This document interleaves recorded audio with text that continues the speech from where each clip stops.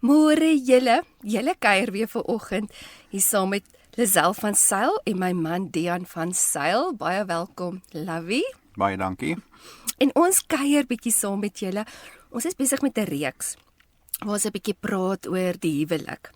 So die laaste maand het ons gesels oor die huwelik, die verskillende aspekte van die huwelik en ek hoop regtig dat ons storie ook kan help dat daar genesing is in julle huwelik.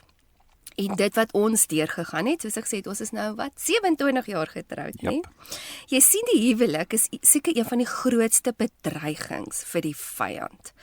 Omdat dit God se beeld uitdruk. En dit wys intimiteit en verhouding. En dis hoekom hy optimaal skade wil veroorsaak. En as mens nou net praat oor een aspek, as mens nou kyk na affairs, is dit seker een van die grootste wapens wat hy gebruik om gesinne uitmekaar uit te skeer. Ek sê altyd dit is vir my soos 'n suicide bomber wat totale uitwissing veroorsaak. En dan praat ons nie eers die oorsaak of die ripple effek wat dit het, nie net vir die gesin nie, maar ook hoe dit uitkring en die gemeenskap ook impakteer. Nee, kyk, die vyand wil kom steel, slag en verwoes. Maar as ons kies om mekaar te dien in liefde en ons begin regtig weer by goddelike beginsels stil te staan en ons sê, Here, ek gaan in gehoorsaamheid lewe in my lewe, spoel dit ook oor hoe jy mense om jou beheer of gaan hanteer en ook natuurlik in jou verhoudings. So vanoggend gaan ons 'n bietjie gesels oor daai aspek van hoe lyk dit om mekaar te dien in liefde? Wat is respek? En wat beteken dit om jouself neer te lê? En dan gaan ons ook 'n bietjie praat oor vertroue en om vertroue te bou veral in die huwelik en hoekom dit so belangrik is. So ons gaan so vinnige breek vat. Kom gou weer terug en kom luister saam na hoe ons 'n bietjie gaan praat oor dien mekaar in liefde. Welkom terug julle. Vanoggend praat ek en my man 'n bietjie oor dien mekaar in liefde. So die eerste aspek wat ek 'n bietjie oor wil praat is om in jouself te sterwe of om onselfsugtig te wees. So as ons weer eens kyk na goddelike beginsels en wat dit beteken om 'n ware weergebore kind van die Here te wees, beteken dit eerstens om in gehoorsaamheid te wandel en dit wat God se woord van ons verwag in ons lewe toe te pas.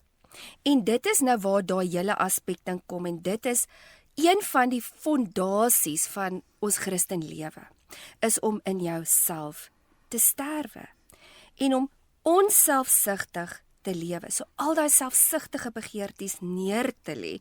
En ons lees in Galasiërs 5 vers 24 waar die Amplify vir ons sê, "And those who belong to Christ Jesus has crucified the flesh, the godless human nature with its passions, appetites and desires." So die eerste vraag is, het jy dit al neergelê in jou lewe?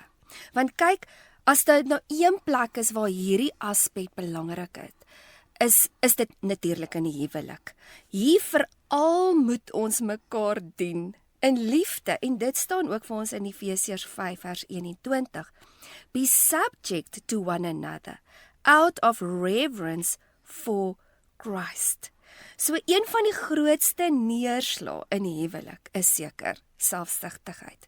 En dit is wanneer jy net na jou behoeftes kyk en net na my belange kyk en jy sien glad nie die behoeftes of die belange van die ander persoon raak nie. So as jy jou huwelik wil red, is daar 3 eintlik baie meer, maar ons gaan oor 3 kwaliteite praat wat jy nodig het om hierdie bootjie om te draai. So eerstens is dit, soos ek genoem het, onselfsugtigheid. Want selfsug sê, ek wil wees wie ek is, en jy moet by my aanpas, sodat jy by my prentjie kan inpas, nê? En dit is nie die beeld van Christendom nie. So 'n persoon wat so selfsugtig is, raak ook verskriklik offended wanneer iemand anderste kan ek sê, they want to rock the boat, of wanneer hulle aanspreek oor goed wat hulle dalk doen uit selfsug, of as hulle nie ander mense in ag neem nie, want hulle kan nie hulle eie foute raak sien nie. Veral as so 'n persoon in 'n huis groot geword waar die ouers altyd hom enable het. Nooit hom verantwoordelikheid gehou het of haar verantwoordelikheid gehou het van die aksies wat hulle gedoen het nie. So die ouer het altyd die kind gered. Nou is hulle in die huwelik. So hulle het vir jare daarmee weggekom. Ek kan nou net wees wie ek is en ek hoef niemand in ag te neem nie. Nou is jy in die huwelik. So 'n persoon dink regtig hulle het geen foute nie en hulle sien net die foute by ander mense raak. Nou probeer die ander party regtig die huwelik red en sekere disfunksionele eienskappe aan te spreek, maar die persoon het nie die vermoë amper, kan ek sê, om dit raak te sien nie. Lavie, vertel ons 'n bietjie wat onselfsugtigheid beteken en wat selfsugtigheid in die huwelik veroorsaak. Ja, ek dink dit is die ding wat ons met die meeste gesukkel het in die begin van ons huwelik. En dinge het nie uitgewerk nie, want alles het gegaan oor die een, of dit gaan of oor jou of dit gaan oor my. Ja. En soos wat 'n mens aanbeweeg, dan leer 'n mens, maar die huwelik kan nie werk as daar selfsugtigheid is nie. Yes. En dis een van die tekens van die laaste dae, dis nie net oorloë en goed wat ons nou van bewus is in die wêreld nie. In 2 Timoteus 3 vers 1 staan daar: dit moet jy weet, in die laaste dae sal daar swaar tye kom. Die mense sal selfsugtig wees. En dan gaan hy aan en hy sê geldgierig, grootpraterig en verwaand. En so gaan hy aan. Maar die groot probleem is die selfsug. Dis die heel eerste een wat genoem word. En ons lewe in 'n selfsugtige wêreld. Ons lewe in 'n wêreld wat net gaan oor wat kan ek uit hierdie ding uitkry. Ja. En mense gaan met dieselfde idee in die huwelik in. En dit is hoekom Filippense 2 vers 3 tot 4 vir ons sê: moenie iets doen uit selfsug of eersug nie, maar in nederigheid moet die een die ander hoër ag as homself. Julle moenie net elkeen na sy eie belange omsien nie, maar ook na die ander. En ek dink jy gaan dit nou vir ons in die Amplified ook seker lees een of ander tyd. Maar die onselfsugtigheid sê ek dink aan my maat se behoeftes. Yes. En ek gee sonder om altyd iets terug te verwag. Ek dink dis die ander probleem. Ou kom op 'n punt wat jy dink, maar wat kan ek uit hierdie uitkry? As ek dit doen, wat gaan jy vir my doen? En die vraag is altyd wat die regte vraag is wat sal vir jou goed wees? Is die regte vraag om binne in jou te vra, wat sal vir jou lekker wees? Hoe kan ek jou lewe laat blom en ja. So ware liefde is nie net 'n gevoel nie, dit is 'n keuse om te gee. En ek dink dit is waar 'n ma altyd inkom, 'n ma wat haar kind jy weet groot maak, is onselfsugtig baie kere want sy moet haar eie behoeftes een kant toe skuif en sy moet na daai kleintjie kyk, sy moet na daai babietjie kyk. En dis hoekom daar liefde is. Liefde tussen 'n ma en 'n kind is, ek wil amper sê, baie kere 'n dieper liefde as wat 'n pa het, want die pa het nie soveel opgeoffer vir die kind nie. So hoe meer jy opoffer vir die ander persoon, hoe groter word jou liefde vir daai persoon. En daardeur sê ek nou nie die pa is nie lief vir hulle kinders nie, maar daar's iets spesiaal tussen 'n ma en 'n kind, want liefde is gelyk aan opoffering. Dis nie 'n gevoel nie, dit is direk gekoppel aan opoffering. En ek dink dit is baie kere hoekom mense opgee in hulle huwelik, want hulle voel ek het nou op die einde gekom van myself deur te gee en te gee en te gee in hierdie huwelik en ek is nie bereid om meer te gee nie, want ek kry niks daarvoor in ruil nie. Hulle loop leeg. Hulle is besig om letterlik leeg te loop. So daar moet iewerster ook liefde terugkom van die ander persoon wat ook wys, maar ek gee. En dis hoekom hulle altyd sê it takes two to tango. Ja. Jy kan dit nie alleen doen nie. Daar moet wederwysige onselfsugtigheid wees vir die huwelik om te werk. Anderster gaan dit nooit werk nie. Ja. En dis hoekom ek ook altyd sê liefde is of verhouding is soos 'n rivier wat vloei. Want dit moet invloei en dit moet uitvloei en dit moet invloei en dit moet uitvloei. En as dit stagneer of net die een party gee en dit word nie weer volgetap nie, dan loop daai rivier dood. En dis hoekom hulle ook so praat, joh, Jesus het hierdie ding vir mense so mooi gedemonstreer, nê, van wat opofferende liefde, Liefde, nê? ja. Jogg, dis so waar. Nou die tweede aspek wat ons 'n bietjie gaan oor praat. So eerstens is dit daai onselfsugtigheid. Maar die ander aspek wat mense ook nodig het, is leerbaarheid of teachability. Ek love die Engelse woord. Want onthou voordat jy getroud was, nê, was daar nie noodwendig iemand wat jou die hele tyd kon dophou en die ins en outs van jou geken het nie. Nou het jy lewensmaat en hierdie persoon loop elke dag saam met jou. So voorheen as daar miskien ongesondheid was of daar was dysfunksionality in verhoudings, kon jy dit maklik onderdruk of kon dit net genam het en dan kon jy dit net eenvoudig ignoreer het, jy kon daai persoon vermy het en jy kon aanbeweeg het. Nou is jy maar wil ek sê 24 uur, maar ons is nou nie 24 uur by mekaar nie, maar jy sit net elke dag by mekaar. En nou in die huwelik het jy juis 'n maat, die een help die ander ene om mekaar se foute eintlik uit te werk, maar nie op 'n lelike manier nie. Dis meer 'n hart van en dis hoekom ek sê dit moet uit liefde uit wees, want hier gaan dit oor groei en om by genesing uit te kom en gesond te word. En die beste maat wat jy kan hê, is eintlik iemand wat eerlik kan wees om jou te help en jou nie te enable met die probleme wat daar is in 'n mensie. So ons is eintlik mekaar se spieël, maar dit is partymal moeilik om leerbaar te wees. Nee, verseker, ek dink dit is iets wat Spreuke 12 vers 1 ook vir ons sê. Hy sê daar, hy wat tug lief het kennis lief, maar hy wat bestraffing haat, is dom. So, as ek nie kan leer by my maat nie, en ek voel, weet jy, maar ek weet die beste, en ek het hierdie opleiding gehad, of ek het hierdie dit, en ek het meer lewenservaring as jy, as jy op daai punt kom, dan maak jy jouself toe vir verdere ontwikkeling in jou karakter. So waar. So, in 'n gesonde huwelik sê mense, nommer 1, ek kan leer en ek wil leer by jou. Wat het jy wat jy vir my kan leer van die lewe van wat ook al. En ek wil groei. Ek wil groei en ek kan groei. En dan ek kan erken wanneer ek verkeerd is en ek dink dit is die groot ding. 'n Mens leer deur jou foute. Jy leer nie altyd deur kennis wat jy opdoen nie, maar wanneer jy die fout gemaak het, dan leer jy. Ja. En trots sê altyd ek kan nie verander nie of ek wil nie verander nie. Ek is nou maar soos wat ek is. Maar wysheid sê ek wil 'n beter man of vrou word. Dit is wat wysheid sê. Wysheid is die een wat wil leer en wat wil verander en wat oop is vir, ek wil amper sê, vir korreksie en om te sê, maar hoorie, kan ons dit nie eerder so doen nie en hier is jy verkeerd en daai is, as dit op 'n mooi manier oorgedra word, dit help nie ons vernietig mekaar met woorde en kritiseer mekaar die hele tyd nie. So ou moet baie versigtig wees dat 'n ou nie na daai kant toe oorgaan van net kritiek die hele tyd nie, want dan verloor iemand iewerster langs die pad moed. Ja. Dit is so waar en die bring ons, en soos wat jy sê, ek dink dit kom uit 'n hart van trots uit, nie?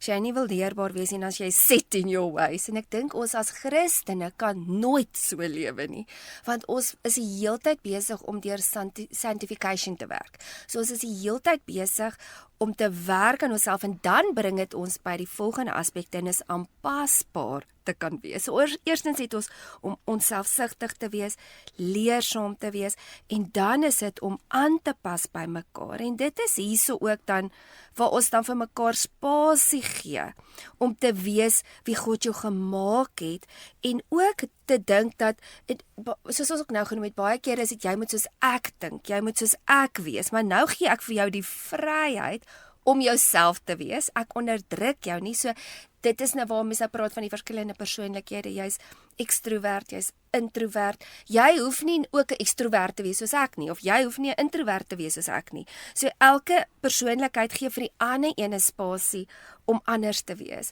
Ja. Want baie keer ek en jy is nogal bietjie eintlik meer dieselfde in sekere mates, want ons is albei nogal praters.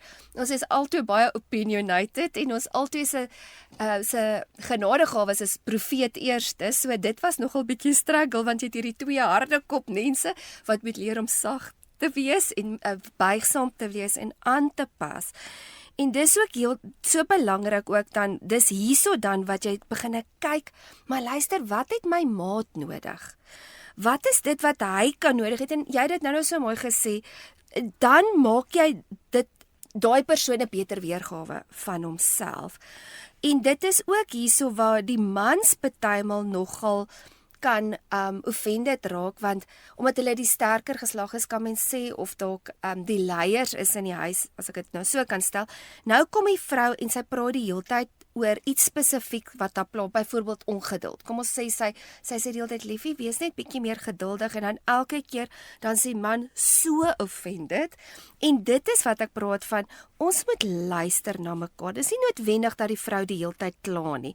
Dis nie noodwendig dat sy's nou druppende kraan nie. In hierdie geval is dit partymal sy wil by genesing uitkom, en partymal voel dit vir hulle praat teenoor 'n muur.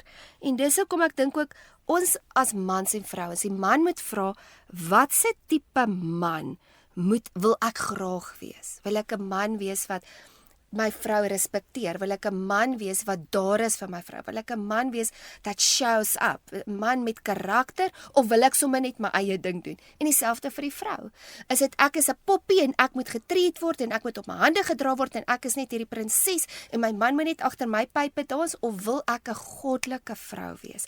'n Goddelike vrou wat dien, wat my gesin dien, wat my kinders dien, my man dien, maar ook 'n beautiful karakter in die huis bring. En dan alleen is dit wanneer mens weer by daai keuse uitkom. Want verandering is 'n keuse, en is so belangrik om die hele tyd te sê, Here, help my dat ek aanpasbaar is, want die Bybel sê ook ons moet die hele tyd aanpas by mekaar, en in daai bedoel hulle nie people pleasing nie, maar om mekaar te dien in Christus, sodat elkeen, soos ek sê, die beste weergawe kan word van homself om by gesondheid uit te kom. Ja, want dis wat in 1 Korintiërs 9 vers 22 sê Paulus daar. Hy sê, ek het vir almal alles geword, Daai een, om in elk geval sommige te red. Met ander woorde, hy het die groter prentjie raak gesien. Hy het agtergekom, hierdie gaan nie net oor wie hy is nie, en wat hy wil wees nie. Dit gaan oor die groter prentjie, dit gaan oor mense moet gered word, en dis hoekom hy daar sê, ek het vir almal alles geword. En daardeur sê ons nie, ons gaan ons standaarde compromise nie. Yes. Ons gaan ons standaarde laat sak en sê, ag, weet jy wat, ek sal nou maar aanpasbaar wees, ek sal nou begin drink saam met my vrou, of ek sal begin drink saam met my kinders, of wat dit ook al nou mag wees wat verkeerd is, of wat 'n verkeerde ding veroorsaak, maar in die huwelik moet jy kan aanpas. Jy moet kan aanpas, en twee mense kom uit verskillende huise met gewoontes en persoonlikhede. Ek dink dit is wat jy nou ook gesê het. So, dit beteken, ons leer mekaar se maniere verstaan. Daar's sekere goed wat, ek het altyd jou gespot, jy het van die Vrystaat afgekom, en dan het ons gepraat oor, hoe ek sê, haas, 'n haas, wat daai ding met die lang ore, en hoe jy gesê, dis 'n haas. Ja, ons hassejag. Haas, hoe is dit 'n haas? Dis nie 'n haas nie, dis 'n haas. En toe kom ek agter, maar jy kom van 'n ander area, jy het 'n ander dialek, jy het 'n Vrystaat dialek wat jy daar praat. En toe dog ek, maar ek gaan jou nie verander oor hoe jy haas sê nie. En sê jy moet haas sê nie, maar baie kere dan stry die mense oor daai ding. Hulle stry oor die klein goedjies, en dit is wat baie keer die huwelike opbreek, glo dit of nie, is die klein goedjies, want mense is net nie aanpasbaar nie. Ek weet ook mense beklei oor wat ek kan die toiletpapier van die rol afrol. En dan as die man kom, dan ruil hy hom om, en as die vrou weer daar is, dan ruil sy hom weer om. Iewers moet jy maar net sê, weet jy wat, dis okay, ek gaan nie beklei oor nie, ek gaan dit net los, want ek is aanpasbaar. So, rigiede reëls in 'n huwelik sal die verhouding definitief breek. Ou kan nie so rigied wees en onnodiglik hare kloof oor 'n klomp goed, dat jy nie kan aanpasbaar wees nie. So buigsame mense bou verhoudings, en dis baie kere die man se probleem en die vrouens se probleem is, hulle is harde koppe. Hardkoppigheid en onbuigsaamheid, en dit is iets my way or the highway, tipe van, is baie kere wat dit baie moeilik en ondraaglik maak in die huwelik. So ou moet baie versigtig wees dat jy nie jou maat so afbreek deur jou reëls en jou rigiede, ek wil amper sê fokus in die huwelik, dat dit op die einde van die dag meer skade doen as wat dit goed doen nie.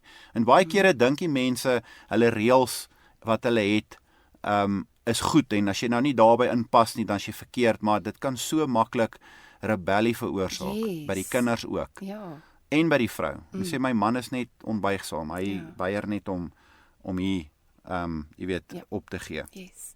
Ek dink is baie keer ook daai hulle dink dis dissipline. En kyk, dit is hoekom as mens kyk ook met kinderopvoeding is daar 2 pilare. Dit is dissipline met liefde. Jy kan nie die ander een met die ander een skei nie. Dis dieselfde in die huwelik.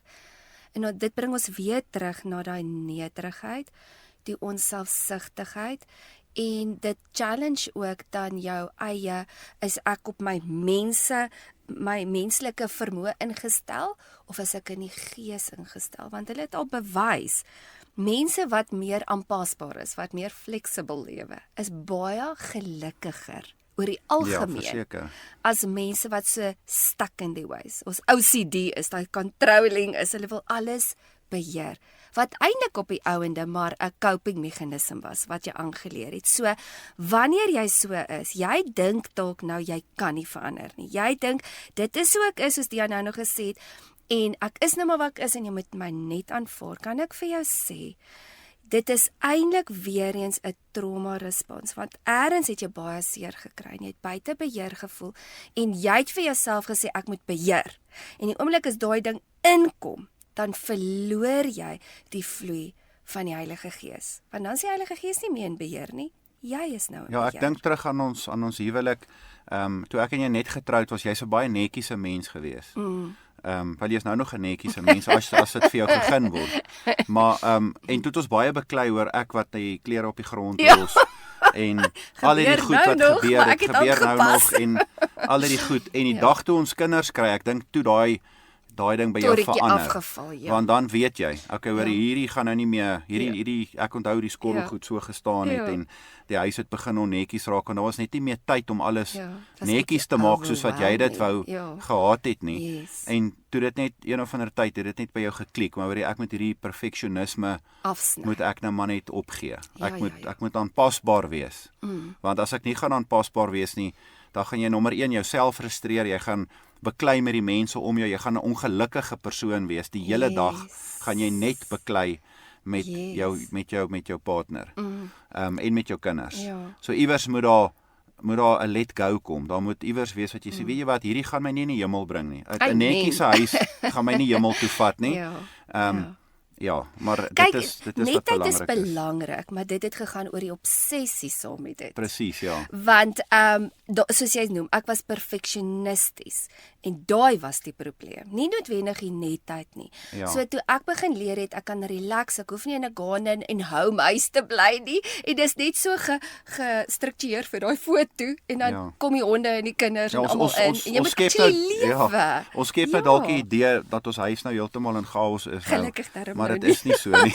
Ek wil net sê ons So huis nou en dan is daar 'n bietjie So nou en dan is dit klappe. nog 'n bietjie so, maar ja. Maar dit is nie meer vir my, ek voel nie meer buite beheer as dit bietjie chaoties is Ja, nie. presies. Want ek het geleer, weet jy wat, ons moet actually hier lewe. So daai was nou 'n baie goeie voorbeeld. Ons gaan gou-gou weer breek vat en nou gaan ons oor die volgende element praat en dit is spanbou. En hoe belangrik is dit om in 'n span saam te werk in die huwelik? Ons is nou weer terug. Welkom terug julle. Ek en my man kuier bietjie vanoggend saam met julle en ons praat oor verskillende elemente van die huwelik. En nou gaan ons 'n bietjie praat oor spanwerk. Ons moet besef dat die huwelik 'n spansport is en nie 'n individuele game is nie. So wanneer ons saamwerk na genesing en ons werk saam met 'n droom en 'n plan, dan begin ons die funksie van die huwelik te verstaan en dit is wanneer daar funksionaliteit inkom, né? En dit is ook wat ons moet besef. In elke geveg wat daar is, moet ons saam staan en dan moet ons besef ons veg nie teen mekaar nie, maar ons veg teen 'n vyand wat ons wil opbreek, wat wil oneenigheid bring, wat wil stry en risie bring. En die vyand weet dit en dis hoekom hy ook baie keer strategie het om juis ons teen mekaar op te maak en dan begin ons mekaar te target en hy sit in die hoek en lag. So dit is verskriklik belangrik ook om hierdie aspekte verstaan. So voordat ons nou praat oor hierdie spanbou, wil ek net gou-gou vir julle die fasese van die huwelik gou vir julle verduidelik. So daar's 5 fasese wat jy deurgaan as jy getroud is. So eerstens is die attraction, en ons almal ken dit. Hulle noem dit die honeymoon fase, nê? Dis waar mens verlief is en jy's opgewonde. En jy's eintlik half nog blind vir mekaar se foute. Jy kom nog nie eintlik agter o, daai ene snork 'n bietjie hard of daai ene is het inappropriate jokes of wat ook al nie. Jy is net verlief. Jy sien net die goeie raak. En dan kom hulle, soos hulle sê, die ontnigtering. En dit is eintlik nommer 2 is die konflik stadium. En dit is baie keer so ook in die eerste 2-3 jaar, sal ek sê, sal daai ding begin opbou, nie? Dis wanneer mens begin agterkom, maar ons verskil eintlik. 'n Man en 'n vrou verskil.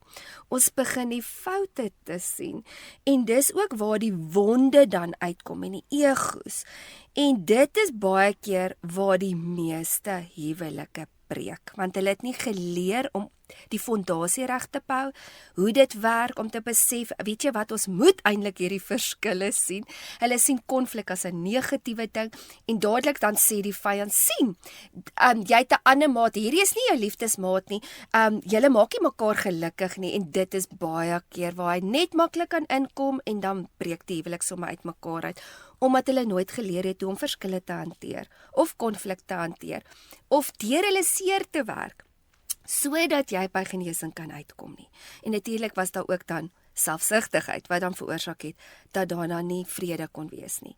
Dan kom jy by die 3de deel, en dis die genesingsdeel, vir healing part, nie?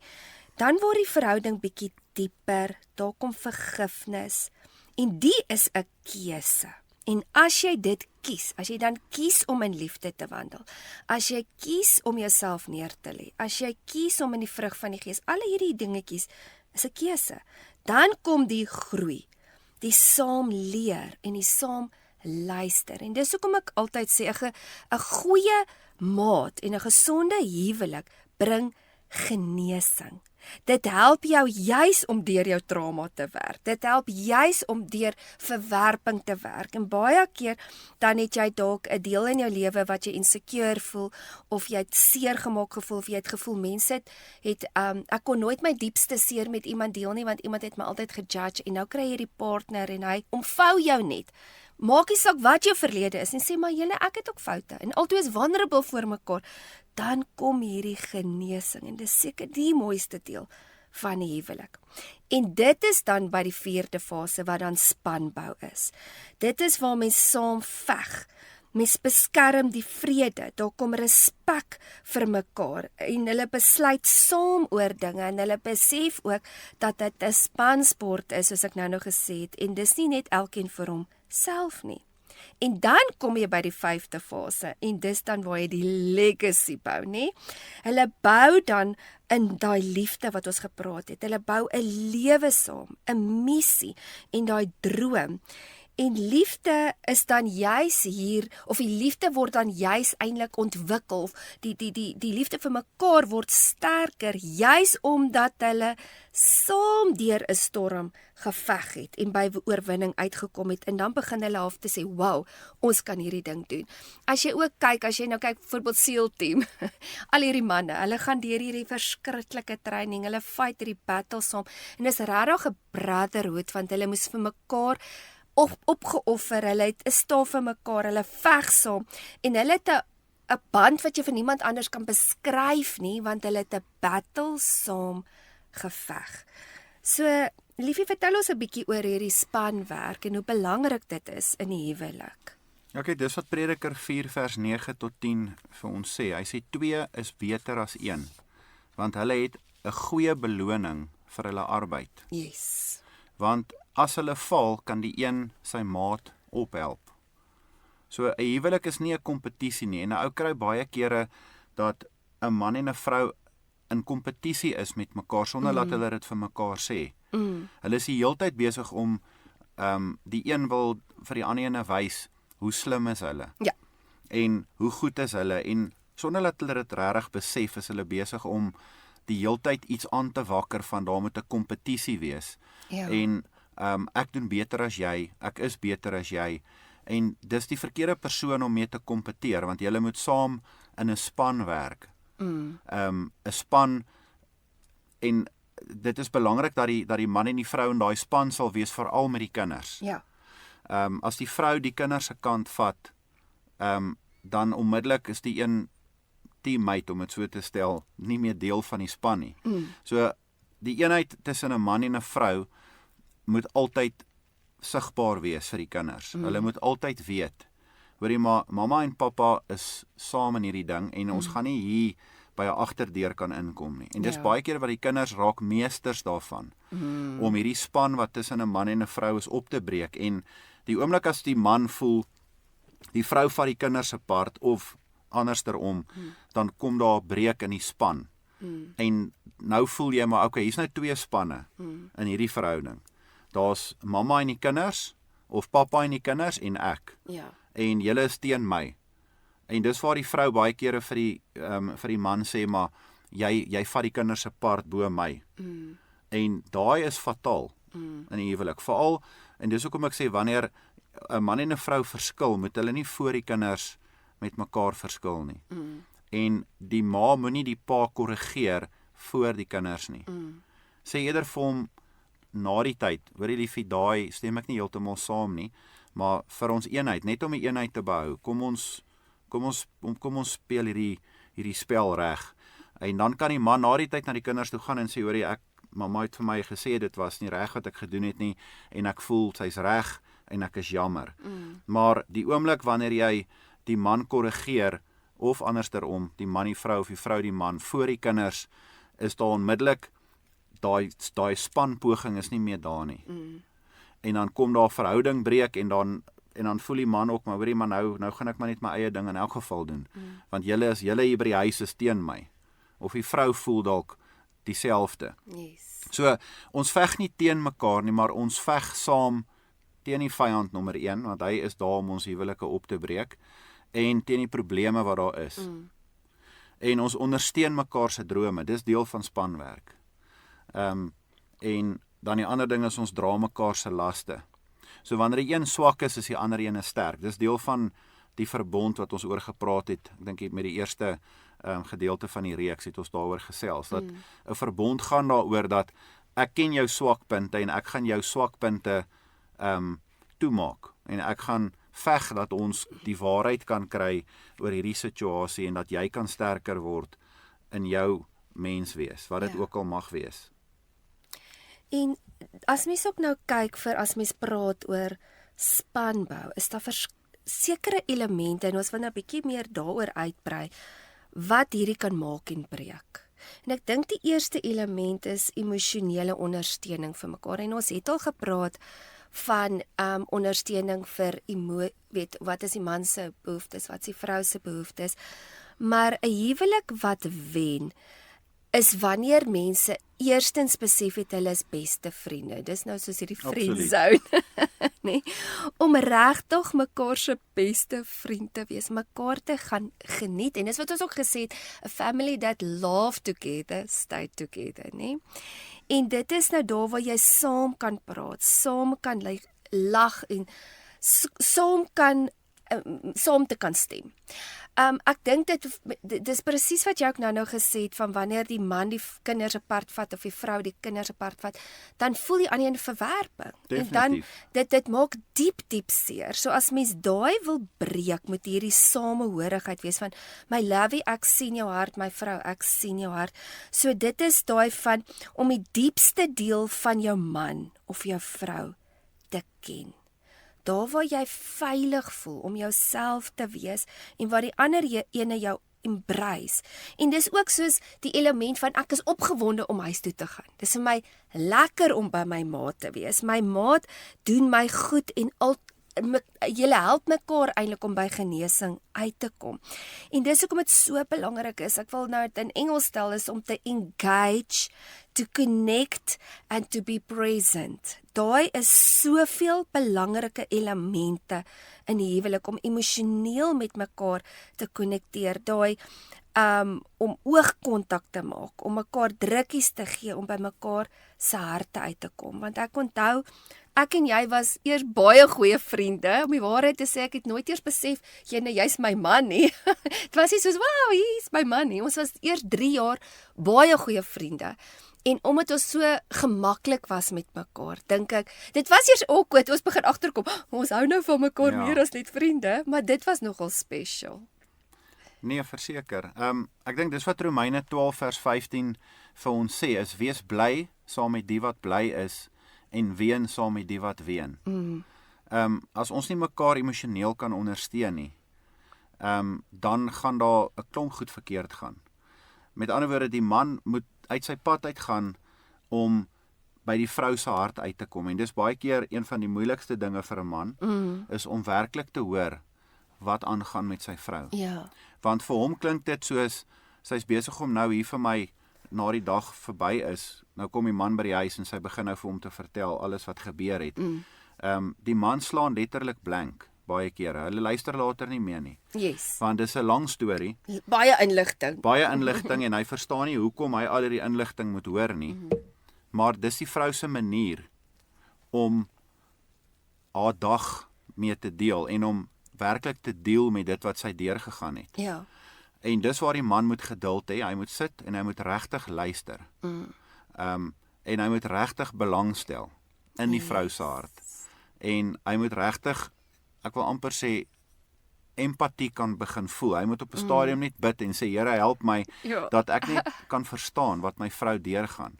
En dit is wat ek glo die Here sê, ons moet eer betoon aan die vrou as die swakker geslag. Ek dink mans is emosioneel sterker bedraad as vrouens. Met ander woorde, sekere goed wat 'n vrou baie sal ontstel, sal vir 'n man wees van, hoorie, hoekom pla hierdie goed jou so baie? Hoekom irriteer dit jou? Hoekom, jy weet, skud dit net af en gaan aan met jou lewe. Ek dink dis baie man sê dit nie vir hulle vrouens nie, maar dis wat hulle dink. Ja. Hulle dink net, hierdie is net te veel emosie vir my. Hierdie is te veel, ek het nie nou krag hiervoor nie. Ek kom nou net van die werk af. Ek het nou net baie hard gewerk. Ek het my werksboksie heeltemal geberre en hy's weg en ek het vergeet van alles wat by die werk gebeur het.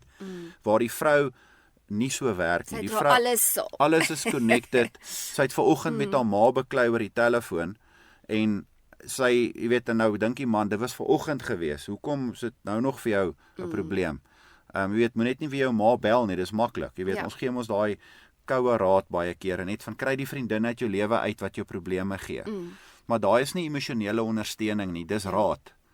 En raad en advies en korreksie en om iemand te korrigeer is nie emosionele ondersteuning nie. Emosionele ondersteuning is ek hoor wat jy vir my sê en ek probeer tot die beste van my vermoë verstaan hoe jy voel. Ek dink as 'n man net daai besluit kan maak wanneer 'n vrou begin praat en vertel, dan is dit makliker. Maar die ander kant weer, waar die man emosioneel ondersteun moet word, is as die vrou hom begin korrigeer en vir hom begin sleg sê en vir hom begin, daai is nie goeie ondersteuning van die vrou se kant af nie. Die man wil hoor, jy's liefie, dankie dat jy so hard gewerk het, dankie dat jy regtig omgee vir ons. Ek sien raak wat jy doen. Daai is vir 'n man weer emosionele ondersteuning. As hy affirmation begin kry en validation begin kry vir dit wat hy doen. En dan natuurlik die seksuele gedeelte en die behoefte by die man is direk gekoppel aan sy emosionele ondersteuning. Glo dit of nie. Ek dink ons gaan nog eendag daaroor ook gesels oor hoe belangrike rol dit is om intiem te verkeer met mekaar en wat dit vir elkeen beteken. Want ek dink 'n vrou het heeltemal 'n ander sienswyse rondom die seksuele waar 'n man weer anderster saamgestel is. En ek dink dit is wanneer 'n man seker die meeste emosionele ervarings het en koneksie het met sy vrou is wanneer hulle seks het. Ja. Waar 'n vrou dit meer beleef wanneer sy connected voel op 'n wanneer sy voel my man hoor my hart, my man verstaan hoe ek voel. Jy weet, ek ken baie min mans wat wat regtig by die huis kom en wat wil gehoor word. Ja. Jy weet, wat wil gehoor word van, hoor ek het nou hierdie diefie, laat ek jou vertel van my dag. Ek meen, dis hoekom baie kere, jy weet, as ek by die huis kom, dan vra jy vir my, hoe was jou dag? Dan sê ek vir jou, nee, dit was goed. Ja, that's it. Dis dit. En dis goed gewees en dis al wat jy hoef te weet. Ja. Ek wil nie nou weer daaraan dink nie. Ja. Ek wil nie soontoe gaan nie. Al die probleme, al die goed het ek gelos by die werk en ek gaan nie nou daar gesels nie. Waar die vrou heeltemal anderster is en die man kan dit nie verstaan nie. Hy kan nie verstaan hoekom wil die vrou nou na dit toe gaan nie. Hoekom wil sy nou vir my al hierdie goed vertel wat met haar gebeur het en dis vir mans nogal 'n uitdaging wat ek jou vertel. Dit is nie maklik nie. Yes. Dis baie moeilik. Nou die ander ding wat as mens nou ons nou gepraat oor die emosionele behoeftes vir mekaar. Nou die ander aspek wat ek dink is baie belangrik is vertroue. Want die emosionele kapasiteit soos jy vir mekaar gee, verbou weer vertroue. Nou vertroue word gebou wanneer mense baie keer saam deur 'n storm gegaan het, soos wat ek nou nog gesê het. En dan weet jy, my maat is in staat om daar te wees vir my. Hy het opgedaag, my man het my emosioneel ondersteun. Hy het my nie net gedrap nie, het gesê, "Lovey, ek sien die storm, maar ons gaan hierdie ding saam doen." Dis nou amper soos ek nou gesê het van die army situasie, nê? Wat jy weet, you've got my back. Wanneer hulle saam moes geveg het en die een moes die ander een gedra het toe hy bietjie swakker was en dan kom jy agter, hulle los jou nie net nie. Hulle dra mekaar en waar hulle dan ook eintlik wat daai persoon sê is ek kies jou. Al gaan dit moeilik, kies ek jou nog steeds. So dit beteken ek kan jou vertrou. Nou vertroue is een van die belangrikste boublokke. As mens nou praat van ons het nou die sement en dan jy die bakstene. Nou vertroue is een van die belangrikste boublokke as dit kom in die huwelik. En dit is daai waar daar geen geheime is nie. Ek vertrou jou totaal en al, jy deel die diepste ding met my. Soos ek kan enige tyd op jou foon ingaan en ek kan gaan kyk wat daar aangaan. Dit is my eintlik scary dat jy kyk dat half hulle het hierdie moderne uitkyk van ek het my privaat tyd. Nee, jy het nie meer nie. Jou foon is jou man moet enige tyd op jou foon kan kyk en jou vrou moet wat wil jy wegsteek? Daai sê al klaar vir my rooi ligte. En dit is ook baie keer met 'n moderne leefstyl het ek agtergekom is dit hierdie nuwe denkwyse van ek moet die agterdeur oop hou. So ek moet net ergens iets by mekaar hou vir as my man my gaan drop dan weet ek het 'n exit point, nê? Ja. Maar okay, as jy nou praat van narcissiste en jy praat van abuse in die huwelik, dan sit nou heeltemal iets anders. Ons praat nou nie van dit nie, ons praat van 'n gesonde, goddelike, liefdevolle huwelik te kan hê. As jy dit wil hê, is daar nie so iets van 'n agterdeur. Jy het nie eers 'n tweede opsie nie, daar's nie eers 'n opsie van egskeiding nie. Want in my kop is, ek het commit for life. En al twee partners kan ek sê, met daai mindset bou dan die vertroue in die huwelik. Nou, dis wat 1 Korintiërs 13 vers 7 staan daar, die liefde glo alles. Hoor mooi, die liefde glo alles, hoop alles en verdra alles. Ons lees baie keer so vinnig daaroor. Ja. Maar daar moet vertroue wees. Met ander woorde, vertroue op alle vlakke. Ja. Van finansies tot alles. Daar is nie 'n plek wat jy moet kan sê, maar hoor, hierdie is my gedeelte wat jy nie access het tot nie. Jy het die dag toe jy getrou het jy en dis wat die woord beteken is trou. Ja. Dis vertrou. Ons vertrou mekaar. Jy's my konfidant. Ek sê vir jou alles wat in my lewe gebeur. Ek hou niks terug nie. Jy weet alles van my af vandat ek 'n klein seentjie was tot waar ek nou is.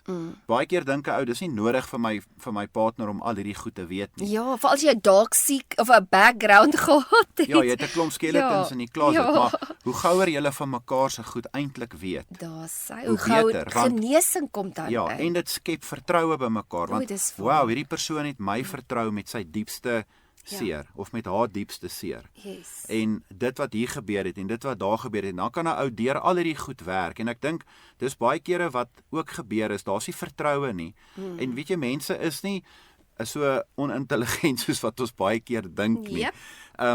Jy kan iets wegsteek, maar daai persoon weet dat hy weet, hoor, hier's iets aan die gang. Iets is nie reg nie. Iets word hier vir my weggesteek. Iets word verduister. en ek voel nie gemaklik nie en nou begin daar ek wil amper nou die Engelse woord is suspicion van ontrouheid. En dan kom die jaloesie in. En dan kom daar allerlei ander goed in en dan is dit die beskuldigings.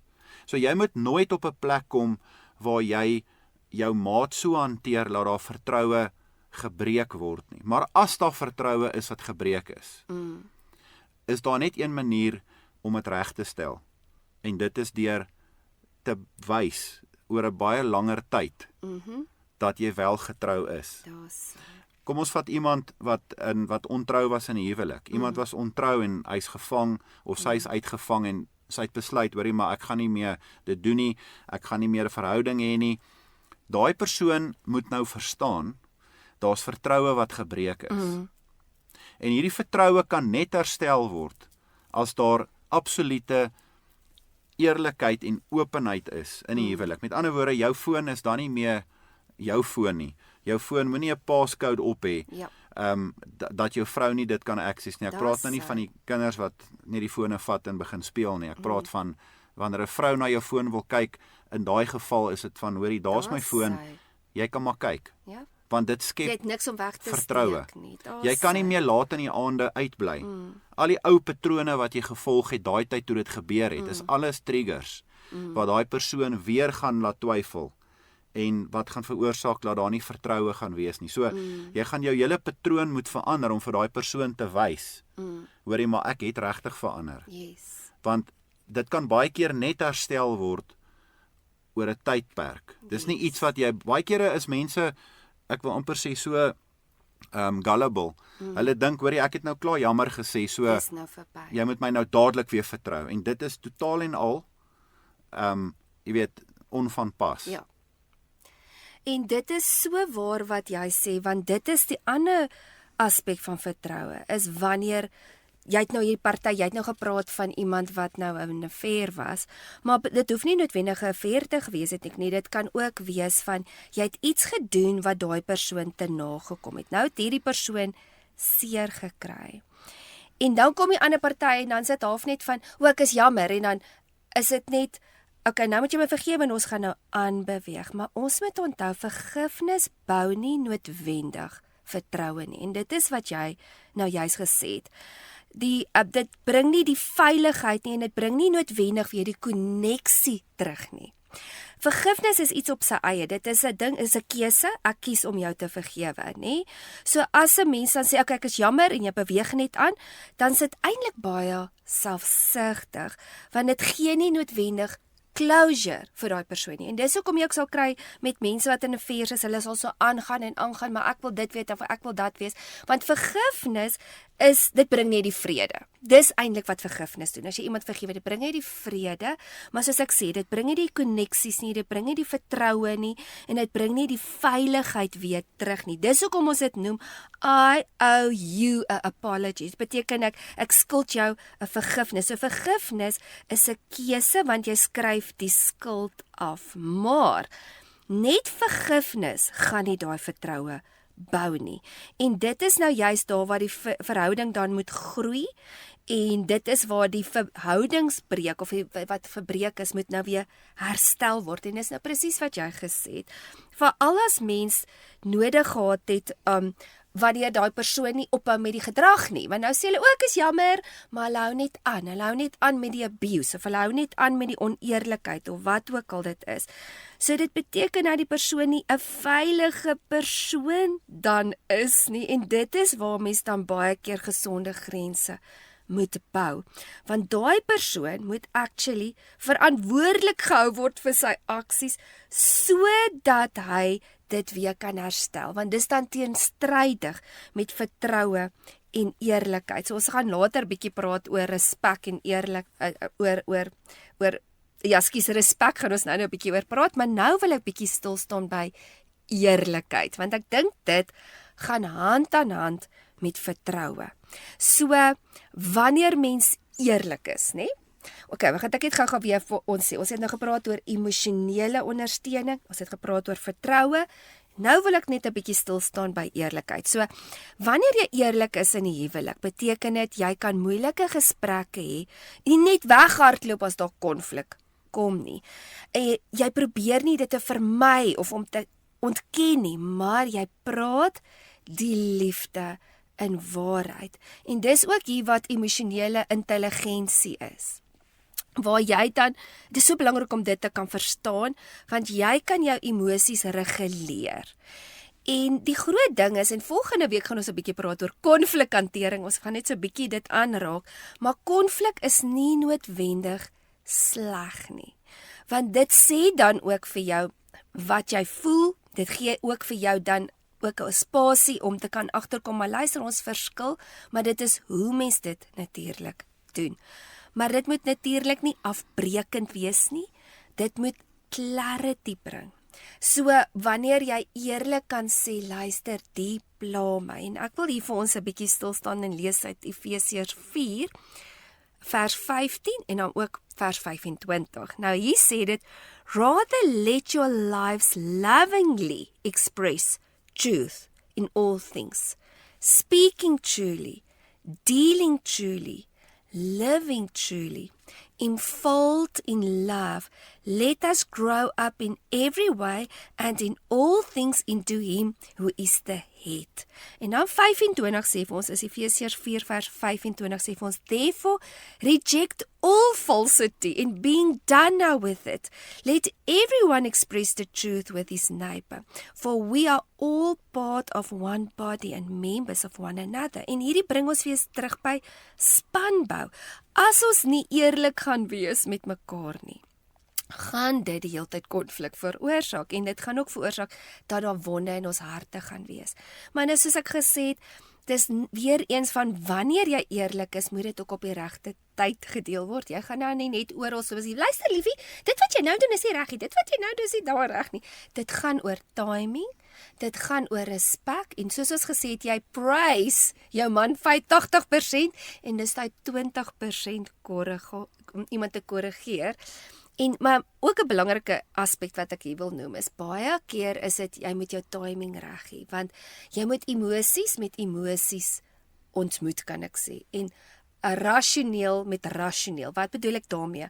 So sien nou jou man is nou besig met hierdie projek en hy wil nou byvoorbeeld, hy wil begin sing, maar hy kan nie 'n noot hou nie. Nou is hy verskriklik opgewonde, want hy het nou hierdie AI-program gedownload en hy het hierdie liedjie wat hy skryf, maar dit klink nie baie goed nie. En hy is so opgewonde daaroor. Nou kom jy en jy bars net sy babbel. Gaan nie noodwendig werk nie. So mens moet, wanneer iemand emosioneel is, met emosie werk. Wanneer iemand rasioneel is, wanneer hulle op 'n ander plek is, waar hulle met hulle rasionele brein werk, dan is dit wanneer mens gewoonlik hierdie gesprekke het. Ja, ek dink dit is wat die woord ook sê, speak the truth in love. Ja. En ek dink baie kere, mans is veral geneig om dit te doen. Hulle sê 'n ding soos wat dit is en hulle is eerlik. Ja. En ek was net eerlik met haar. Ja. Jy weet, ek het nou sê vir haar nie hoe ek gesê, voel. ja, ek het nou vir haar gesê sy's vet want is die waarheid. Verstaan? En dis nie reg nie. Alhoewel dit die rasionele ding is om miskien te sê vir daai persoon, is dit lelik. En dis onsensitief en dit is nie reg nie. So dit help nie ouens ook so eerlik dat die persoon aan die ander kant seer kry deur jou eerlikheid nie. Ek weet dit klink nou half verkeerd, maar dis nie dat 'n ou vir iemand wil jok nie, maar jy moet sensitief wees en dis wat die Bybel sê, speak the truth in love. Jy weet, om net vir iemand te sê, hoor, jy gaan hel toe want jy glo nie in Jesus nie. Om dit net so hard te sê en sonder om vir die persoon te verduidelik wat die woord sê en dit mooi vir hom te verduidelik in liefde, soos wat Jesus het gedoen het. Daar's 'n manier om 'n ding te doen en daar's 'n manier om 'n ding te doen.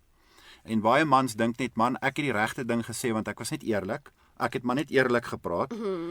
En op die einde van die dag maak dit so seer dat daai persoon nie op 'n plek is dat hy ontvanklik is vir die waarheid nie. So waar. Jy weet, ons kan, baie ouens is ook, ek wil amper sê, hulle is hulle loop in die Bybel onder hulle arm rond en hulle condemn mense net voor die voet. En daardeur sê ek nie ons moenie vir mense sê hulle moet repent nie.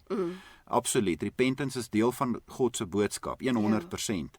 En die waarheid is die waarheid. Maar daar's 'n manier om die waarheid oor te dra aan iemand. En in die huwelik is dit presies dieselfde. So, eerlikheid bou intimiteit. So waar.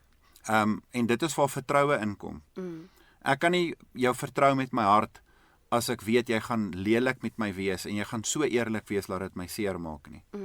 So vertroue en eerlikheid is amper sinoniem, maar tog is dit verskillende, soos die reënboog. Hulle pas letterlik in mekaar in. En dit is wat Efesiërs wat jy nou gesê het 25 sê, lê die leuen af en spreek die waarheid, elkeen met sy naaste en elkeen met sy vrou en elkeen met sy man. So moenie geheime hê nie, wees eerlik met mekaar. Sê as iets jou pla. Dis die ander ding, baie kere is jy in 'n huwelik en jy kry mense wat, nou nie soos ek en jy is, wat dadelik sê as iets ons pla nie. Maar hulle internaliseer dit. En dan ewe skielik na 5 jaar is daar hierdie massive ontploffing. En dan die ander persoon nie eers geweet. Hoorie, maar dit is wat ek het nooit geweet dit pla jou nie. Ek het nooit geweet dis hoe jy voel oor hierdie situasie nie.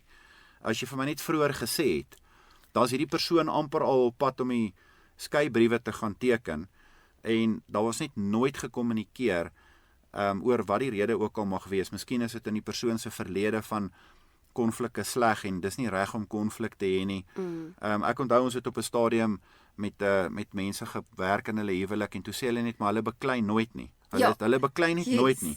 Dis sê ek myself, hoorie, maar hoe is dit moontlik? Maar as ek met die vrou alleen praat, dan is hy baie probleme. Sy's baie ongelukkig en die man is ook nie gelukkig nie, maar hulle twee beklei net nooit nie. Hulle het net 'n keuse gemaak, hulle gaan nie beklei nie. Hulle gaan nie stry met mekaar nie, hulle gaan nie verskil nie. So hulle steek dit weg. Hulle steek dit weg en hulle is nie eerlik met mekaar nie. They're not speaking the truth in love. So hulle is net silent. Hulle bly net stil, hulle conflict avoid totaal en al. En dis baie kere net so destructief soos twee mense wat lelik met mekaar beklei en te kere gaan.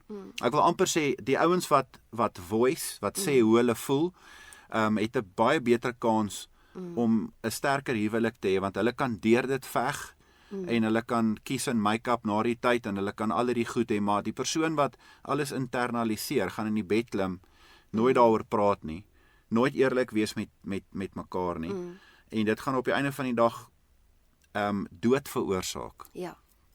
Want jy kan net soveel pyn self dra sonder om vir iemand anders te vertel wat hier aangaan. So waar. Maar ons verstaan ook elke verhouding is baie kompleks en dis anderster omstandighede. Miskien het jy 'n man wat aggressief is of 'n vrou wat die oomblik as jy met haar begin beklei, dan gaan sy in die kind in en sy begin te huil en dan huil sy vir 'n week lank en dan dink die man, ek gaan nooit weer vir haar iets vertel nie, want laas keer was sy vir 'n week lank siek gewees toe ek dit vir haar vertel het.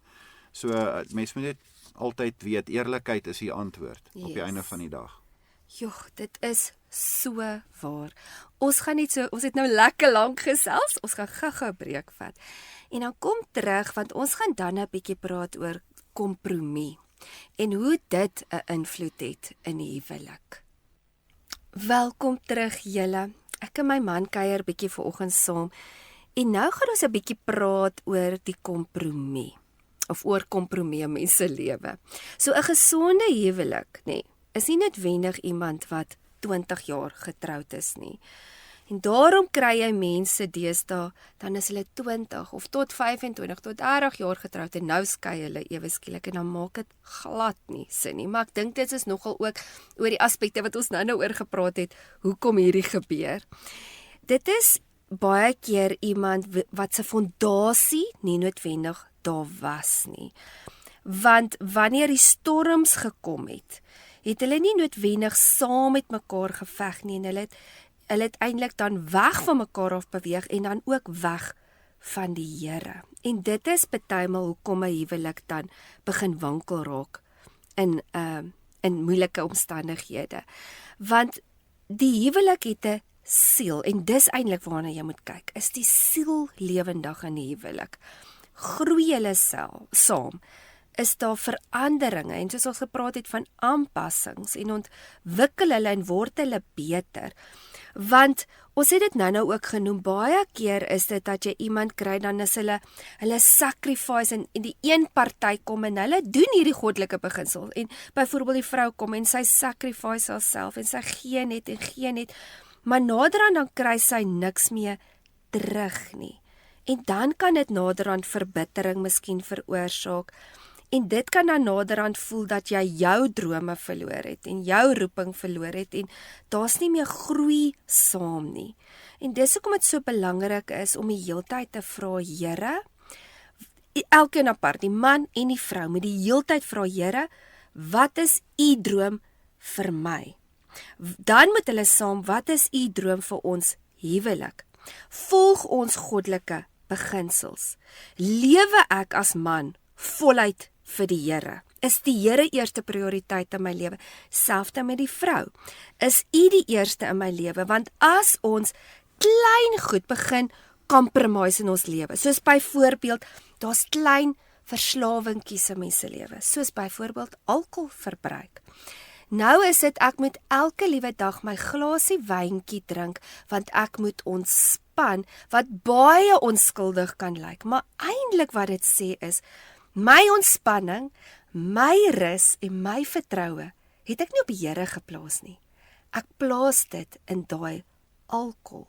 Dieselfde net soos eenvoudig, nou praat ons van alkohol, maar dit kan met kos ook wees. Baie mense is so verslaaf aan suiker. Nou net om vinnig dit te noem, hulle het al bewys dat mense, hulle het letterlik studies gedoen, mense wat gereeld suiker gebruik, wat 'n hoë dieet het met baie suiker konteks daarbinne, sy bloedsuikers val natuurlik vinniger en dan raak mens meer geïrriteerd en hulle het meer konflik in die huwelik. Dit was nog of my baie interessant toe ek hierdie studie gehoor het.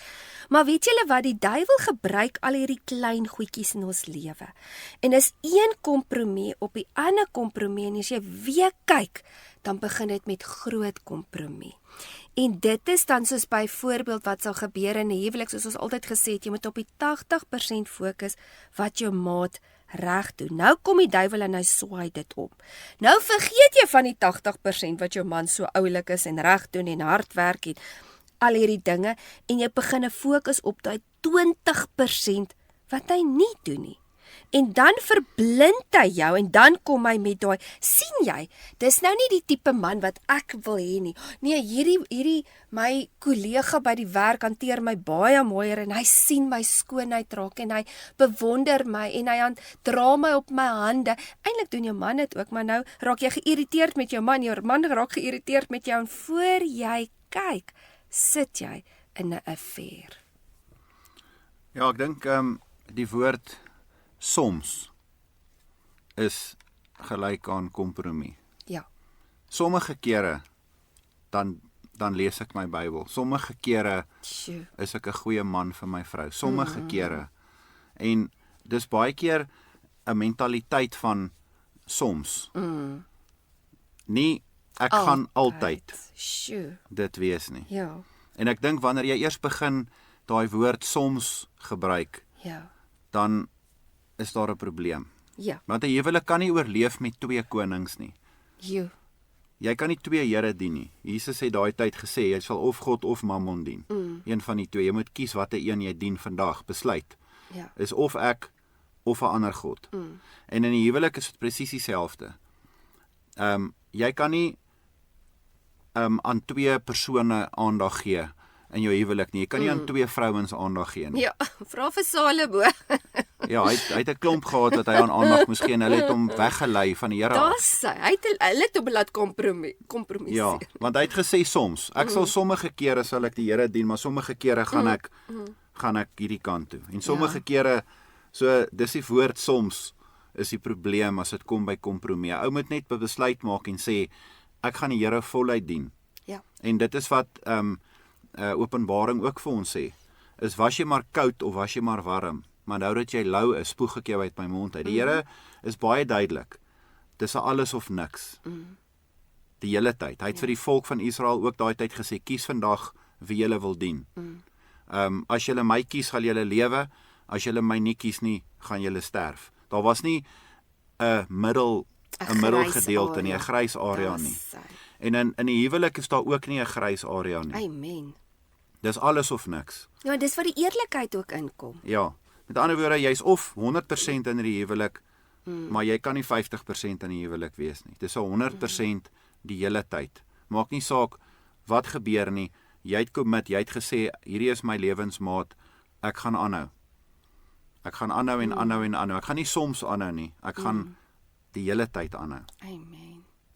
Ja, en weet jy wat, dit is ook nou weer eens daai wat ons gepraat het van die selfsug, want ek dink baie keer is dit, ons is verslaaf aan ons gemak, ons is verslaaf aan genot, en dan dit lei jou partymal weg.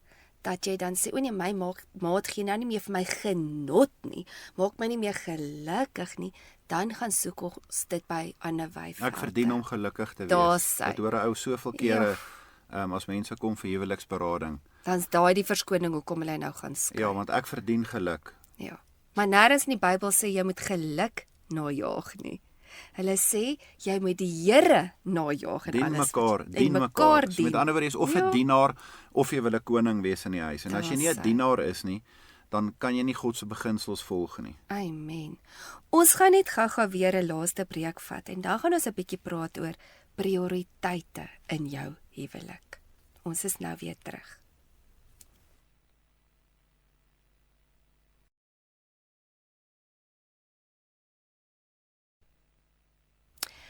So vir oggend praat ek en my man bietjie met julle oor verskillende aspekte van die huwelik. En ons gaan nou die laaste afdeling bietjie oor praat en dis prioriteite. So dit is so belangrik om jou man en jou vrou 'n prioriteit te maak, want ek sien dit baie keer wanneer die man sy werk sy prioriteit maak of die vrou die kinders die prioriteit maak. En as jy weer kyk, dan is hulle lewensbootjies sommer heeltemal weg. As jy nou kyk, nou dis 2 bootjies, hulle het begin nie saam te roei. En as jy weer kyk, as die een op pad China toe en die ander een is op pad Amerika toe, hulle mis mekaar totaal en al. So dis so belangrik om jou maat 'n prioriteit te maak, want dit wys dan dat jy respek het vir daai persoon. Dit bewys jy is vir my belangrik. Dit wys ek sien jou raak. Dit wys ek wil vir jou 'n maat wees. En as ons net nou weer eens praat met posisies. So eerstens, wie is eerste in ons lewe? Is natuurlik God, wat ons gesê het. Hy is die fondasie, God eerste. Dan kom die man of die vrou. Dan die kinders. Waar deesdae is dit of die kinders oorneem in die huis, nê? En dan sit heeltemal te mekaar. Dan jou bediening, jou werk en familie en vriende. En baie keer dan is hierdie rolle nie reg nie. Veral as mens kyk na familie. Nou net so vinnig dit in konteks te sit, is jy 'n gesin. Die gesin is 'n ma, 'n pa en kinders. Dit is 'n gesin. Nou word die kinders groot. Sê nou die oudste een is 'n seun. Die seun was deel van gesin nommer 1. Hy trou. Die oomblik as hy trou, dan sit lief en klief. Dan is hy nie eintlik meer deel van die gesin nie. En daai konsep kan mense partymal nie verstaan nie. Dan word hy familie en dit is baie keer waar ons praat nou die dag het hulle oor een radiostasie ook hier gepraat. Dit was my so interessant oor 'n hele situasie oor die skoonfamilie. Die skoonma wat kla want die skoondogter wil nie toelaat dat die ouma nou die kinders sien nie. Nou ek weet nie die backstory nie, maar die lank en die kort is skoonfamilies is partymal 'n probleem want die ouers, veral kry ek dit nie noodwendig altyd die ma nie, maar die ma voel dan, jy's my kind, jy's nog deel van my gesin, en dit is waar die Bybel praat van leaving and cleaving. Nou is daai gesig is nou gesin nommer 2, daai man en vrou het nou hulle eie gesinnetjie geskep, hoewel hulle nog connected is as familie, beweeg hulle nou na 'n buitekring toe, en dis hoekom dit so belangrik is om duidelike grense te stel, en dis waar ek voel die man sy vrou moet beskerm teen sy ma, veral as daar controlling inkom, en ons sal nou bietjie meer daaroor praat, Dean kan daaroor uitbrei, is, want baie keer dan sit of die skoonouers dink hulle het nog seggingskap in daai familie. Jy tree nou heeltemal in 'n ander rol, en jy is nou iemand wat buite staan, en 'n raadgewer is, as dit gevra word. Jy kan nie net inkom nou en net sê, luister my skat, jy moet jou kind so groot maak. Nee, jy moet nou nie dit doen nie. Kom, ouma gee vir jou 'n sweetie. As die ma gesê het, asseblief moenie vir my kind suiker gee nie. Ek dink is baie disrespekvol. En dis die volgende aspek wat mense ook moet verstaan, is die respek. Okay, so dis die een afdeling wat ons van praat van om daai order te verstaan as dit kom by prioriteite. Dan respek. Respek kom ook in as albei toelaat om die beste weergawe te word wat hy of sy wat God wil hê daai ene moet wees. Dit is wanneer jy vry is om jouself te wees en dan gee dit ook dat jy kan respek hê vir ander mense. As ek dit nou so vinnig kan noem, 3 aspekte hoekom vrouens partymal respek vir hulle mans verloor, is eerstens, hulle doen nie wat hulle sê hulle gaan doen nie. So jou aksies en jou woorde kom nie ooreen nie. Want die vroue aansê asseblief liefie, verander die lig of liefie sit vir ons die TV op of liefie sit vir my die portret op. Ja, ek gaan dit doen. En dan word daar net nooit gedoen nie. So dan voel daai vrou letterlik ek is nie 'n prioriteit vir my man nie. Die ander rede is as jy nie jou emosies as die man nie sy emosies kan beheer nie. So elke keer as daar 'n konfliksituasie is, dan of hy sny af of hy verskree haar, laat dan voel dan die vrou verloor dan die respek, want dit voel vir my ek is nie veilig om my hart by jou te deel nie. En die derde rede is wanneer die man nie duidelike leiding en rigting gee in die huwelik nie. En ons het al daaroor gepraat van die man se rol is hy moet die leiding gee en die rigting. So dit is aspekte wat ek dink ook mans aan kan werk as dit kom by respek. Want hoekom ek dit nou so omnoem is, want vir 'n man is respek verskriklik belangrik. Maar dit is ook respect earned. So ek dink die aksie moet ook saam met daai gaan. So die lank en die kort as mens nou praat van prioriteite, is dit belangrik dat ons intentioneel in mekaar belê. Want dit kom nie net van self nie.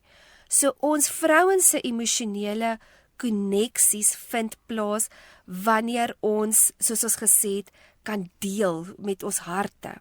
En dit is vir 'n vrou baie belangrik om connected te voel in verhoudings, waar 'n man op 'n ander manier connection voel, en Dian sal bietjie daaroor praat, maar dit is waar dit ook partymal belangrik is vir die vrou, wanneer sy net partymal 'n drukkie wil hê, wat nie noodwendig oorlei na 'n seksuele daad nie. Dis partymal net van liefie, ek hou jou vas, want ek is lief vir jou, en ek wil nie noodwendig iets van jou af hê nie.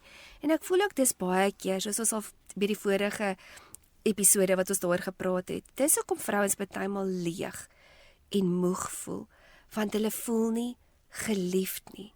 Hulle voel nie hulle is 'n prioriteit vir hulle mans nie. Hulle voel hulle mans sien hulle nie meer raak nie. En as mens net so vinnig daaraan kan raak, dit is mos nou wat ons gesê het wat die behoefte is van 'n vrou.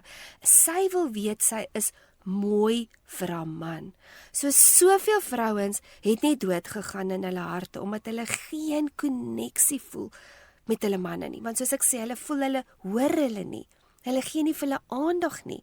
Hulle wil net noodwendig seks hê, maar dan die heel dag beklei hy met haar. So dan voel sy gebruik en misbruik. En net so is dit ook dat die man partymal voel hy is nie 'n prioriteit vir die vrou nie. Ja, ek dink huwelike sterf nie omdat daar groot probleme is nie. Dit gaan oor verwaarlosing. Dis maar eintlik waaroor dit gaan, want in die begin het julle mekaar nie verwaarloos nie. Met ander woorde, julle het gepraat vir ure en ure en ure lank, en daar was blomme en chocolates. Ja, vir een of ander rede het die man daai tyd kon hy lank luister. Ja. Hy kon vir ure en ure lank oor die telefoon praat, of ure lank. Ek onthou hoe ek en jy ook in die begin dan lê jy ou sommer deur die nag en praat, en jy weet oor allerlei dinge, want jy's verlief. En jy weet, dan sit vir een of ander rede maklik. Maar soos wat die tyd aanloop, raak hy meer selfsugtig, jy begin meer voel, ag, ek is nie nou lus om hierna te luister nie, wat dit ook al is, maar daarom moet 'n paartjie doelbewus vir mekaar sê, ons moet tyd maak vir mekaar. Ja. Ons moet praat. Ons moet verhouding bou. En alles kan nie die hele tyd net oor die kinders gaan nie. En dan, dit is hoekom 'n ou kry mense wat hulle is by mekaar, en die oomblik as die kinders uit die huis uit is, dan skei hulle. Want daar's letterlik niks oor nie, want alles is gebou rondom die kinders in die huwelik, en nie rondom hulle nie. En dit is so maklik om dit te doen, want die kinders verwag van ons baie kere te veel. Hulle verwag om al ons tyd te kry, al ons aandag te kry en dan moet 'n tyd kom wat jy ook vir 'n kind net moet sê. Hierdie is pappa en mamma se tyd. Woensdae-aande of donderdae-aande is ons date night. En julle moet maar alleen huiswerk doen daai aand. Julle moet maar alleen doen wat julle doen. Ek sê ook vir die kinders, daar's net 2 eksamens wat belangrik is, jou graad 11 eindeksamen en jou eindeksamen in matriek. Dit wat tussenin gebeur is nie die dood van Katrijn nie. Ja. Jy weet so, die ou moet ook pas op dat die ou nie so gedrewe word met die skool en wat die skole vereis dat die kinders later, ek wil amper sê daaronder lê en die hele huis lê onder al hierdie take en al hierdie goed wat moet gebeur. En ek dink daar moet ook 'n bewustheid kom van, weet jy wat, alles gaan nie net oor dit nie. Yes. Intussen moet pa en ma ook 'n wegbreek hê. Intussen moet die pa en die ma by mekaar uitkom. En dis waar prioriteite in die huwelik baie belangrik is dit wat jy 'n prioriteit gaan maak, is wat gaan floreer. Op die einde van die dag, as ek vir 'n plant nie water gee nie, of vir 'n boom nie water gee nie, gaan hy nie vrugte kan dra nie. So as ek nie in my vrou belê nie, en in my man belê nie, dan is die fondasie van die huwelik nie daar nie. So jy kan so hard werk as wat jy wil, en soveel aandag gee aan jou kinders as wat jy wil, en so hard doen wat jy doen, op die einde van die dag, as jou huwelik uitmekaar uitbreek, is daar niks oor nie. Want daar's niks so destructief soos 'n egskeiding in 'n huwelik nie. En dan is die kinders ongelukkig. So ek wil amper sê, laat die kinders maar eerder een aand van die week ongelukkig wees omdat pa en ma op 'n date night is. As wat hulle vir die res van hulle lewe ongelukkig gaan wees omdat hulle pa en ma geskei het, omdat hulle nie dit 'n prioriteit gemaak het nie. So ja, ek dink ons wil baie keer deur ons kinders leef ook. Daar's baie ouers wat hulle wil deur hulle kinders lewe, hulle wil alles doen, hulle wil die sport doen wat hulle nooit gedoen het nie, hulle wil die punte behaal wat hulle nooit behaal het nie, hulle wil eendag die kinders laat werk wat hulle wou werk eendag, hulle wil deur hulle kinders lewe en dit word eintlik hulle prioriteit. My kinders is vir my belangrik. Jy weet, baie kere in 'n saamgestelde gesin hoor 'n ou ook die woorde, los my kinders uit. Hierdie is my kinders en ons gaan nog bietjie eendag daaroor ook gesels. Dit is baie belangrik want daar's soveel saamgestelde gesinne daar buite wat kinders inbring in 'n huwelik in wat 100% is, maar daar's reëls wat moet nagekom word. Dieselfde reëls wat in 'n gewone huwelik is, moet daar ook geld. En die oomblik wat jy begin sê maar hierdie kinders is my kinders, los my kinders uit, is jy al klaar besig om die eerste reëls te oortree. Want dan staan onenigheid en dan staan nie spanwerk nie. Daar's niks van daai goed nie. So dit veroorsaak geweldige konflik. Is as jy begin sê maar hierdie is my kinders, los my kinders uit. En dit sê dan iets vir daai persoon van jy's nie vir my belangriker as my kinders nie. My kinders is bo jou. My kinders is belangriker as jy. So prioritiseer jou vrou 100%. Ja. En dan jou kinders. Jy kan nie jou kinders prioritiseer bo jou vrou nie of bo jou man nie. Dit is totaal en al onaanvaarbaar. Ja, want dan is dit child-centeredness, nie? Absoluut. En dan sit soos hulle sê gehoorsame ouers. Ja, die ouers raak gehoorsaam aan die kinders. Die kinders wil dit hê, die kinders vereis dit en ek gaan dit vir my kinders doen. Jy los my kinders uit. En eintlik is jy besig om jou kind te na te kom. Jog, ek sien dit al hoe meer want daai kind leer nooit, want dit is letterlik of hulle klein groot mensies wil grootmaak en dis daai performance mentaliteit. Ons moet net perform en dis weer eens, hoe weet jy wat gaan iemand se prioriteit wees? Dit wat vir hom belangrik is. En die eerstens is dit soos ek gesê het en dis hoekom ek dit oor en oor noem. God moet jou eerste prioriteit wees. Want dan gaan jy Bybelse beginsels in jou huwelik toepas, in jou dissipline met jou kinders en die rus gaan dan ook volg. Hier's nou 'n paar aspekte dink ek wat ons nou 'n paar goed aangeraak het wat ons op 'n volgende stadium bietjie oor gaan praat, wat ons dit bietjie meer gaan bespreek. Maar ja, kom ons ek gaan net weer so vinnige breek vat en dan gaan ons net gou-gou al die punte wat ons vanoggend oor gepraat het bymekaar bring. Ja, en dit was so lekker om hierdie goed met julle te bespreek, maar kom ons vat net gou-gou 'n breek. Dan gaan ons dit gou afeindig. Julle, dit was weer 'n mondvol vanoggend en daar's nog soveel aspekte wat ons graag met julle wil bespreek. Maar kom ons gaan net so vinnig deur die 10 punte, die 10 beginsels wat ons vandag oor gepraat het. So eerstens, een van die grootste neerslae in die huwelik is selfsugtigheid. So as jy net aan jou behoeftes en jou belange nasien en jy kyk nie na ander ene se behoeftes en belange nie, kan dit regtig skade in die huwelik veroorsaak. Nommer 2. So as jy jou huwelik wil red, het jy 'n paar kwaliteite nodig. En onder andere is dit onselfsugtigheid, leerbaarheid en aanpasbaarheid. Nommer 3. Die beste maat wat jy kan kies is iemand wat juis in eerlikheid jou kan help en jou nie enable in dit wat jy verkeerd doen nie. Nommer 4.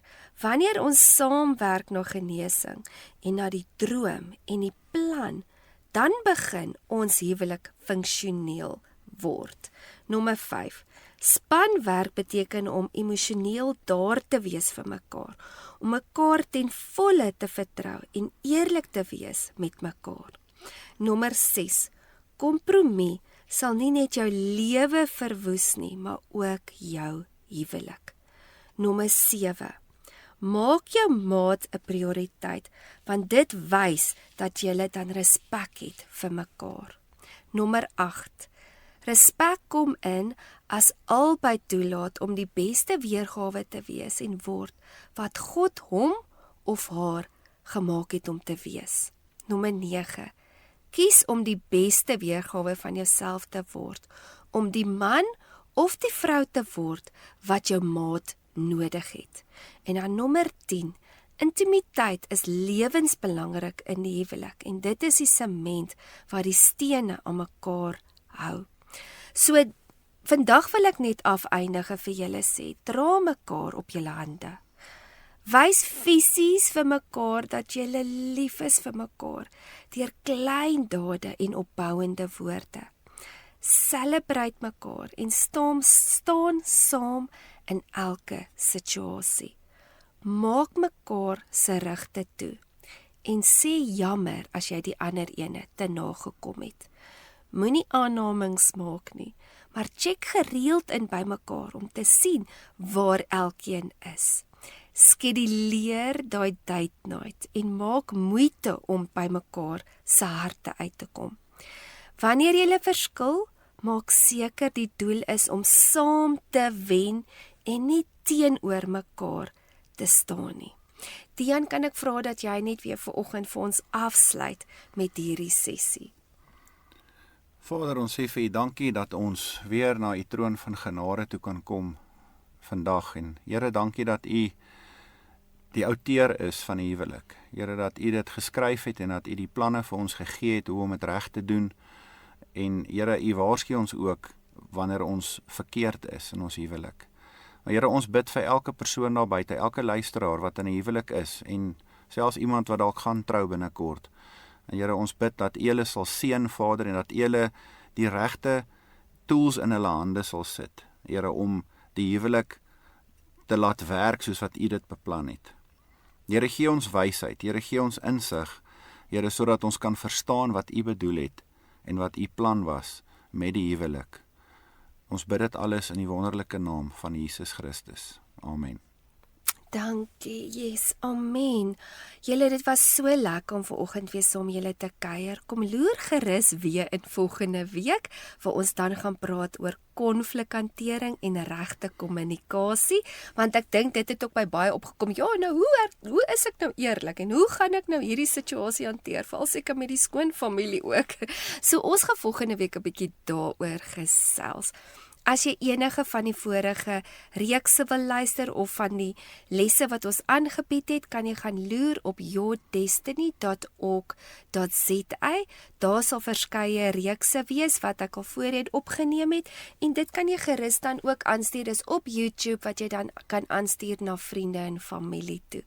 Mag julle vanoggend net weer 'n geseënde dag verder hê. Ek kuier weer volgende week saam met julle, hierso op Woensdagoggend 9 tot 11 op Hartklank. Lekker dag, bye.